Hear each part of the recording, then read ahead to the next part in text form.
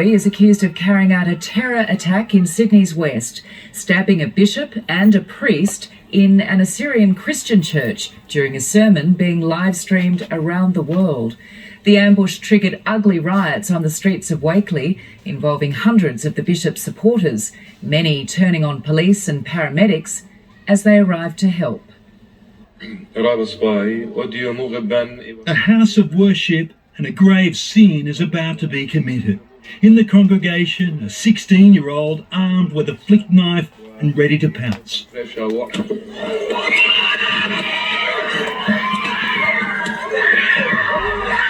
6 times Bishop Murray Emanuel is stabbed before the congregation strikes back. Monday Mass was being live streamed to the homes of the church's faithful, and many responded, flocking to their parish. I wasn't home and I just had a call and someone sent me a video and I saw our bishop being stabbed in his face and we just ran away and we come here to see what's happening. The beloved bishop, midway through his Monday night Mass sermon, was stunned as he looked up. And when his teenage attacker was wrestled to the ground, he smiled and yelled in Arabic, "Why was he insulting my prophet and my religion?" What people are praying you're going to come and do this? Police and paramedics rushed to the scene to treat the injured, the bishop, another priest, and the 16-year-old. But by now, word of the attack had spread and hundreds converged on the church. But the alleged offender still inside. Police were mobilised from across the city as the crowd turned into a mob. This didn't happen in a shopping centre, this didn't happen in a street, this happened in a church. I was angry. I want justice. And they tried to dish it out themselves, using a ladder as a battering ram to break down the doors of the church. They tried several times before the 16-year-old, who lost at least 2 of his own fingers in the stabbing frenzy, was huddled under riot shields and evacuated by police in the back of a Bearcat. It's awful. It's awful. Honestly, I don't think people are going to forgive what happened. Revenge turned to fury. Violent clashes broke out. Police and paramedics pelted with bricks and blocks of wood. And we will need more police resources to manage the crowd. We're all safe at this stage. I currently need more police to attend. The roads are blocked with hundreds of people. 3 officers were injured. 1 was hit in the jaw. 20 police cars were targeted and trashed, rioters jumping on their bonnets, smashing anything they could. Get back! Police responded with brute force. 9 reporter Alex Heinke was on the scene. A strong line. They are giving people here no option. They are telling them to move back. It is a tough job. People are resisting. And there were countless blasts of capsicum spray. I got pepper sprayed. They came in force. They started hitting us with the batons. They pepper sprayed us. I don't think that's the right thing to do, to be honest, especially when we're trying to defend our religion and our church. Senior members of the church pleaded for calm.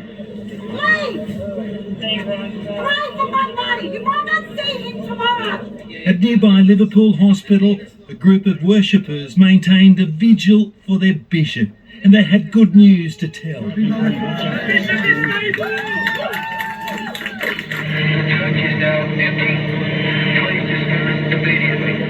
After almost 4 hours, order was restored, but the police focus then switched to a nearby mosque, with fears it could become a target for retribution. The police will be here all night to protect the mosque.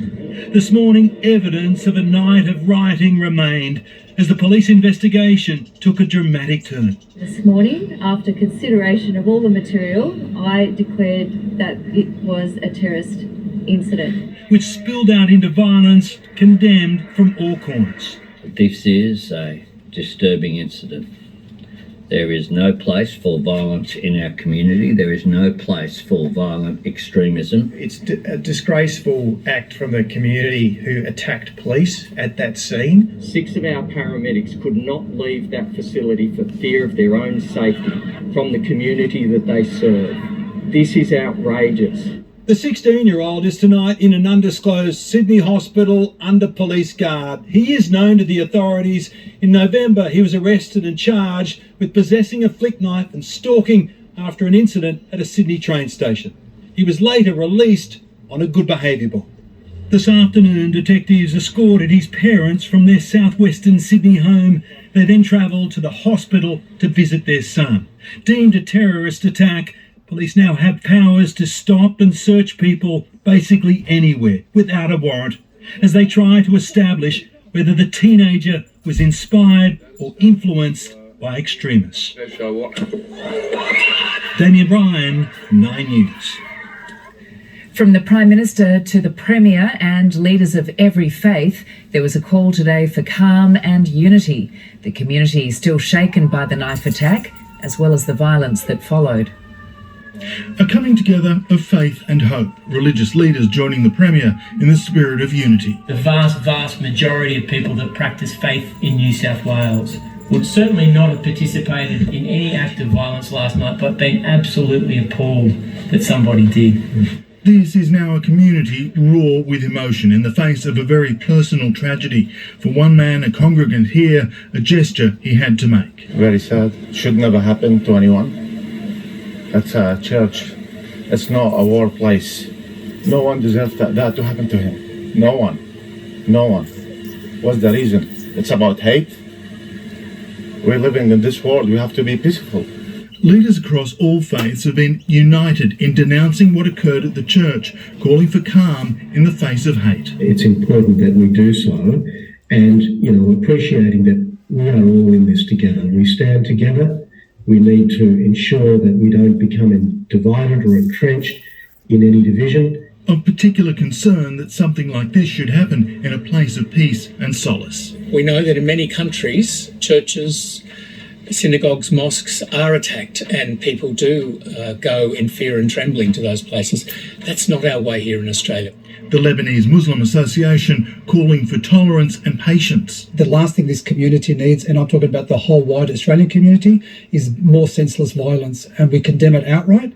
It has no place in religion, and it has no place in society. This is one of the most diverse communities in the country, with more than 150 different ethnic groups, and of that, the Assyrian Christians are the third largest. We are a peaceful community. We're a community that lives in harmony. People have come here and have escaped terrorism. We've come to this country to have a better life, so we don't have that terrorism happen here. It's important that our community keeps its emotions in check. I know it's a very difficult time. Federal member Dai Lee also concerned the impact of this being declared an act of terrorism. Many of us myself, are refugees who've escaped war-torn countries, and I hope that both the federal and state government provide the resourcing that we need to ensure that our community will feel safe again. This afternoon, the Premier, Police Minister, Commissioner and MPs held a meeting at Fairfield Police Station to do just that, to keep the community safe and dial down the temperature of overheating emotions, echoed by terrorism experts.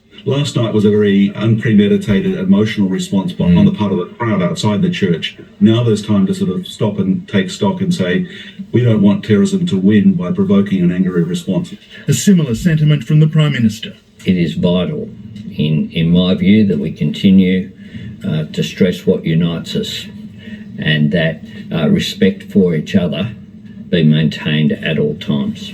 And for now, flowers and prayers to heal some of the pain. At Wakely, Eddie Meyer, 9 News.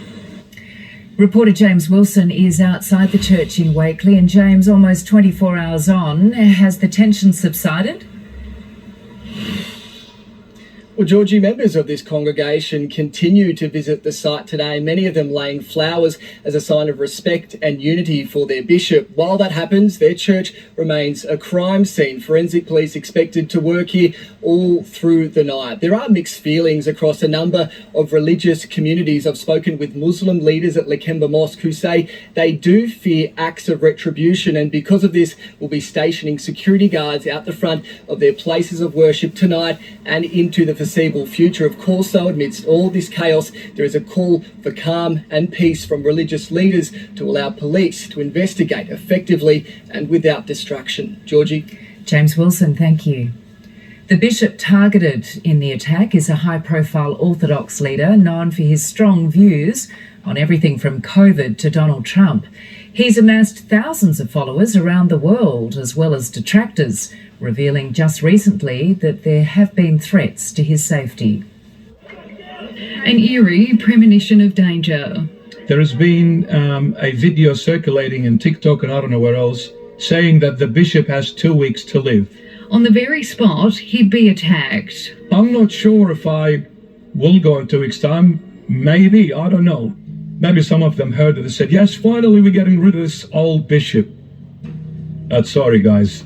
I'm still sitting on your heart. Ordained in 2009 in Sydney's southwest, Bishop Marmari Emmanuel's grown Christ the Good Shepherd from nothing in 2015 to a loyal congregation of thousands. I said that I've missed you badly. How about you guys? Did you really miss me? Yes. Amassing followers here and around the world, live streaming his sometimes controversial beliefs. Sermons, media appearances and TikTok videos going viral. My son, don't mix with the wrong crowd, I beg. The bishop taking on New South Wales authorities at the height of COVID by rubbishing the virus and urging his widespread congregation not to get the vaccine. So you're happy, Gladys, to say we're going to achieve 70% by the 18th of October. Shame on you. Supporting some like Donald Trump. If Trump is not in the White House this year, you can kiss America goodbye. But not others. So all of us came from Adam and Eve. Definitely not Adam and Steve. Taking aim at the Pope. He needs to reflect Christ to the congregation, not himself. And Islam. I don't have a problem with the Muslim people, but I've got a question mark with the faith. While on a mission to spread Christianity. If you haven't asked the Holy Spirit to come in your life and help you, do it from tonight. Good friend and former deacon of the church, Bassem Sharmone, has worked alongside the bishop. He helped our community members, not only here in Fairfield, but all around Sydney. Spreading the word and help for the needy all over the city, handing out food at Martin Place. I've seen on many occasions out and about helping the homeless. Loyal parishioners right now keeping the faith. He's amazing, man, and he's loving, he's unapologetic. Tonight, well wishes from the United States, South Africa, Europe and around the world, supporting the bishop and church officials in calling for calm. Ruth Wynne-Williams, 9 News. Annalise Bolt is at Liverpool Hospital tonight, and Annalise, you have an update on the injured. Yes, Georgie, the 53-year-old bishop today underwent surgery for those cuts to his head that he suffered in last night's attack. But it has to be said, he is incredibly lucky he wasn't more seriously injured. He remains here at Liverpool Hospital. The most up-to-date information that we have is that he's in a serious but stable condition, as is the priest who was also injured, suffering a laceration to his shoulder while trying to intervene. Now, I have also just had an update from New South Wales Police. They say 47 officers were injured in last night's riot. 3 ended up in hospital, including a constable who was hit in the face with a brick and fence paling. Another one was struck with a metal object and wound up with a chipped tooth. There was also a female officer who needed stitches today to her arm after suffering a cut. I can say tonight, fortunately, all 3 have now been released from hospital. Georgie? Annalise Bolt, thank you. Okay, guys, if y'all stay to the end, I hope y'all enjoy it. And I want to put out more content for y'all because y'all been rocking with me. I appreciate it so much, y'all. And some of my subscribers, they was asking me for my Cash App, but I'm gonna put the Cash App up here, and y'all can donate, you know, so I can keep making good content. So I need to start making better content. So thank you so much that you watched the whole video and enjoyed it. I hope you enjoyed it. All right, y'all. Peace. I'm out. Hit that like button and subscribe.